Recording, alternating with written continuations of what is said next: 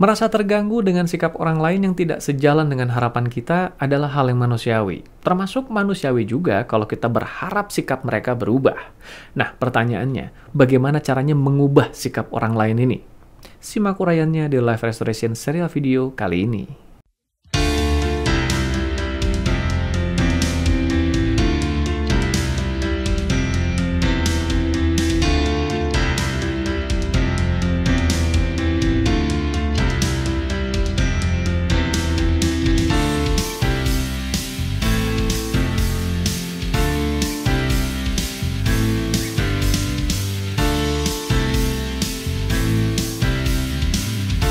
Halo para sahabat sekalian, dimanapun Anda berada, kembali berjumpa di Life Restoration serial video di akhir minggu ini. Seperti biasa bersama saya Algus Kanalendra dengan topik pilihan seputar restorasi kehidupan dan transformasi diri tentunya.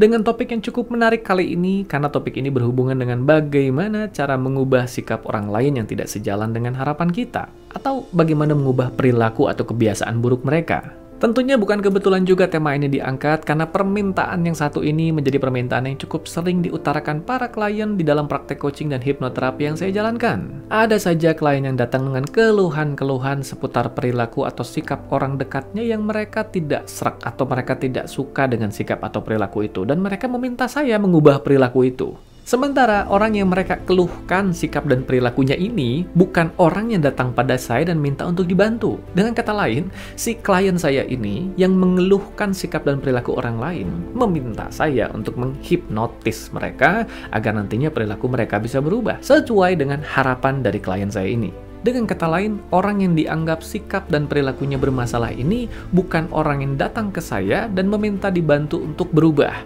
melainkan ada klien yang datang dan meminta saya mengubah orang-orang itu. Menarik bukan? Dan saya yakin fenomena ini bukan hanya dialami oleh para klien saya. Saya yakin beberapa di antara Anda pun juga mengalami hal yang sama, yaitu merasa terganggu atau tidak suka dengan sikap atau perilaku orang dekat Anda dan memikirkan bagaimana caranya mengubah sikap atau perilaku mereka. Itu juga alasan diangkatnya bahasan itu di Life Restoration serial video episode kali ini. Tapi seperti biasa, sebelum saya masuk ke topik bahasan utama kita, saya ingin mengingatkan Anda untuk subscribe dulu YouTube channel ini Algus Kanalendra kalau Anda belum subscribe, dan aktifkan juga lonceng notifikasinya. Hal ini akan membantu Anda untuk tetap update, mendapatkan informasi setiap kali nanti saya mengunggah berbagai konten inspiratif terbaru di YouTube channel ini.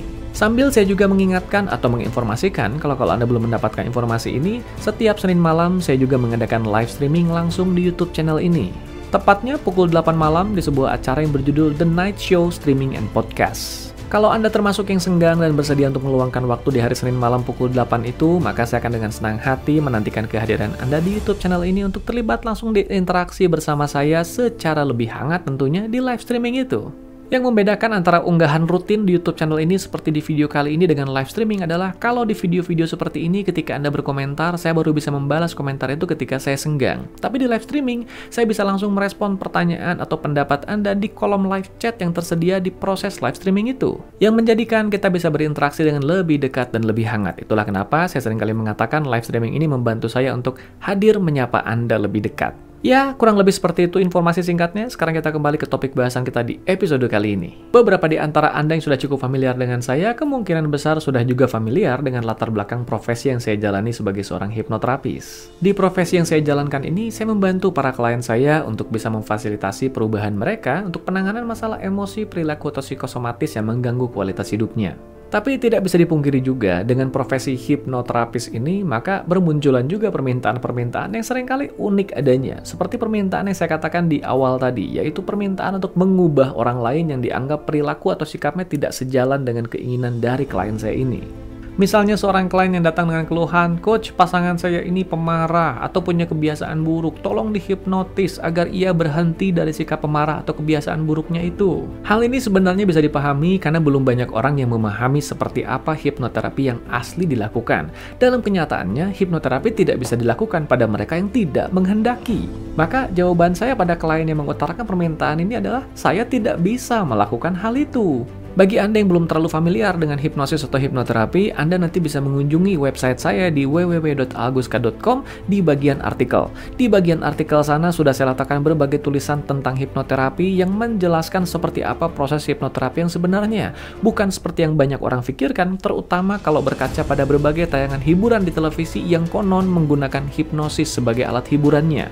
Tapi intinya ya yang tadi itu ya, bahwa sebetulnya hipnosis atau hipnoterapi tidak bisa digunakan pada mereka yang tidak menghendaki. Nah, sekarang bisa Anda bayangkan, ketika seorang klien datang dengan sebuah keluhan tentang sikap atau perilaku orang lain yang dianggapnya tidak sejalan dengan harapan mereka, orang-orang yang mereka keluhkan ini bukanlah orang yang sebetulnya menghendaki perubahan itu. Maka jelas saya tidak bisa membantu mereka dalam hal ini. Karena permintaan ini juga menjadi salah satu tema yang cukup sering muncul dalam proses konsultasi para klien saya, maka saya memutuskan untuk menjadikannya sebuah jawaban tersendiri melalui episode ini. Kembali ke bahasan intinya, bisakah kita mengubah perilaku orang lain yang kita rasa tidak sejalan dengan harapan kita? Jawabannya adalah bisa. Dengan kata lain, ketika seseorang klien datang dengan berbagai keluhan seperti saya merasa pasangan saya, anak saya, keluarga saya terlalu cuek misalnya, atau mereka punya kebiasaan buruk seperti pemarah, boros, atau berbagai jenis kebiasaan buruk lainnya. Berarti, apakah coach tidak bisa menghipnotis mereka agar berubah? Jawaban saya selalu sama, tidak bisa. Tapi lain cerita ketika pertanyaannya adalah, berarti saya tidak bisa membantu mereka berubah, atau saya tidak bisa mengubah mereka? Jawabannya adalah, bisa, tapi bukan dengan cara menghipnotis mereka. Satu kalimat penting yang mewakili perubahan ini adalah, yang kita ubah bukan sikap mereka. Yang kita ubah adalah sikap kita yang menyebabkan munculnya sikap itu dalam diri mereka. Entah sikap kita yang menyebabkan itu secara langsung, atau sikap kita yang membiarkan sehingga muncullah sikap-sikap itu dalam diri mereka. Kita tidak bisa mengubah orang lain, tapi kita bisa mengubah diri kita. Yang kita ubah adalah cara kita bersikap atas diri mereka, atau cara kita memperlakukan atau berkomunikasi bersama mereka, yang diharapkan nantinya perubahan sikap kita ini bisa menciptakan pengaruh tersendiri atau menginspirasi mereka untuk nantinya berubah. Bagaimana cara mengetahuinya? Saya merangkumnya dalam 4 langkah, yaitu menyadari, mengetahui, mengubah, dan mengevaluasi. Mari kita mulai dengan menyadari terlebih dahulu. Dalam aspek menyadari ini yang saya bahas adalah bagaimana kita membangun kesadaran kita untuk betul-betul menyadari apakah yang salah atau yang tidak sejalan adalah perilaku dan sikap mereka, atau cara pandang kita yang terlalu egois yang ingin memaksakan orang lain untuk mengikuti harapan kita. Iya dong, jangan hanya egois menuntut orang lain berubah. Perlu kita sadari bahwa di balik satu jari yang menunjuk keluar, ada lebih banyak jari yang menunjuk ke dalam. Jadi, sebelum kita menuding orang lain sikap atau perilakunya bermasalah, pertama-tama perlu kita sadari dulu, jangan-jangan cara pandang kita atau harapan kita yang bermasalah atas diri mereka. Bagaimana memastikannya? 1. Dengan mengidentifikasi dampak langsungnya. Dari sikap dan perilaku mereka, apa dampak kerugian yang dihasilkan secara nyata dan hal itu tidak terbantahkan. 2. Bisa juga dengan meminta opini dari orang lain yang objektif, yang netral, yang tidak terlibat dalam urusan itu bersama kita, untuk ikut paling tidak menganalisa situasi yang ada dan mereka bisa mempertegas apakah itu termasuk permasalahan atau tidak. Atau kembali, jangan-jangan hanya cara pandang kita yang terlalu lebay atas diri mereka. Langkah ini mengajak kita untuk bersikap adil. Sebelum kita menuntut orang lain berubah, ada baiknya kita sadari dulu tuntutan kita ini. Apakah ini jenis tuntutan yang realistis ataukah jenis tuntutan yang hanya mengedepankan ego semata? Langkah kedua yaitu dengan mengetahui. Artinya mengetahui sikap apa dalam diri kita yang baik secara langsung atau tidak langsung mengakibatkan munculnya sikap dan perilaku itu. Segala jenis interaksi, sikap, dan perilaku yang terjadi antara kita dengan orang lain pastilah menyimpan hubungan sebab akibat. Ada sesuatu yang pernah kita lakukan atau katakan pada mereka di masa lalu yang membuat mereka kemudian menunjukkan sikap dan perilaku itu terhadap kita sebagai respon dari perlakuan atau perkataan kita atas diri mereka. Bisa jadi juga sikap atau perilaku itu terjadi berlarut-larut karena itu adalah sebuah sikap atau perilaku yang kita biarkan. Mengenai kita membiarkan perilaku ini karena kita tidak enak, tidak bisa, atau tidak tahu caranya, itu lain soal. Tapi yang jelas ada sesuatu yang kita biarkan yang menjadikan sikap atau perilaku ini terus terjadi berulang-ulang dan berlarut-larut. Maka penting bagi kita untuk mengetahui terlebih dahulu apa perlakuan atau perkataan kita atas diri mereka yang menyebabkan munculnya berbagai sikap dan perilaku itu, atau apa yang selama ini kita biarkan sehingga hal itu tidak kunjung berubah. Berbekal informasi atas apa yang sudah kita ketahui itu, barulah kita melakukan tindakan ketiga, yaitu mengubah. Apa yang kita ubah? Sikap kita atas diri mereka. Kalau selama ini ternyata ada sikap atau perilaku kita yang menyebabkan munculnya sikap dan perilaku itu, maka kita ubah sikap dan perilaku kita dengan harapan kalau sikap dan perilaku kita berubah akan ikut mengubah sikap dan perilaku mereka. Kalau ternyata sikap dan perilaku mereka terus berlangsung selama ini karena kita membiarkan itu terjadi, maka kita perlu belajar untuk tidak membiarkan itu terjadi. Dengan cara apa? Dengan cara belajar mengkomunikasikan sikap kita pada mereka yang menyatakan bahwa kita ingin mereka berubah atas sebuah alasan yang jelas dan tegas bahwa memang hal itu merupakan suatu hal yang tidak baik untuk terus diteruskan.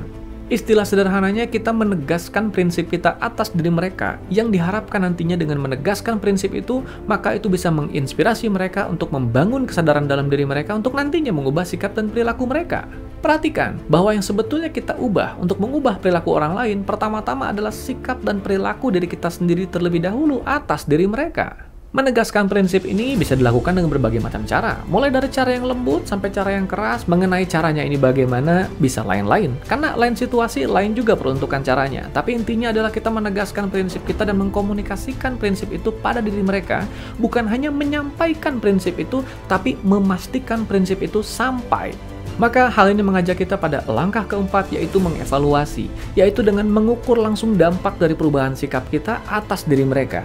Kalau yang kita lakukan berdampak, maka waktunya kita meneruskan atau meningkatkan kualitasnya. Tapi kalau yang sudah kita lakukan, kita ubah, ternyata tidak menghasilkan dampak apapun, maka waktunya kita mengubah lagi strategi kita dalam memperlakukan mereka. Tahapan mengevaluasi ini mengajak kita untuk memegang kendali atas diri kita, untuk tidak berharap orang lain berubah, tapi meletakkan kendali perubahan pada apa yang bisa kita lakukan, apa yang harus kita ubah, agar nantinya perubahan ini bisa menginspirasi perubahan nyata pada diri orang lain. Dengan memfokuskan perubahan pada diri kita, pada apa yang kita lakukan, maka kita berhenti untuk menuntut orang lain berubah. Kita introspeksi diri dan kita menyadari hal apa yang bisa kita lakukan untuk bisa mengubah diri kita dan berharap perubahan ini nantinya menginspirasi mereka. Hal ini menjadikan hidup kita lebih terkendali, karena kita meletakkan berbagai lingkar kendali itu pada perubahan kita, pada perilaku kita, bukan pada menuntut orang lain untuk berubah. Nah, demikian perjumpaan kita di Live Restoration serial video episode kali ini, sehingga kesimpulannya adalah jika ingin mengubah orang lain, yang kita ubah adalah sikap atau perilaku kita atas diri mereka. Sampai jumpa di episode berikutnya minggu depan. Senang sekali bisa kembali membersamai Anda di akhir minggu ini, dan tentunya kalau Anda merasa mendapatkan manfaat dari apa yang dibagikan di episode kali ini, silahkan like video ini. Selain memudahkan Anda untuk menemukannya di daftar video yang Anda sukai, juga akan membantu YouTube untuk menyebarkan isi dari video ini pada lebih banyak orang di luar sana yang perlu mendapatkan manfaat yang sama. Tentunya subscribe juga YouTube channel ini, Algus Kanalendra, kalau Anda belum subscribe, dan aktifkan lonceng notifikasi. Kita akan berjumpa kembali di episode berikutnya minggu depan, termasuk kalau Anda senggang, kita bisa berjumpa di hari Senin malam di YouTube channel saya di live streaming The Night Show Streaming and Podcast pukul 8 malam. Sekian untuk episode kali ini, saya undur diri, salam sehat, berkah berlimpah, damai, dan berbahagia selalu.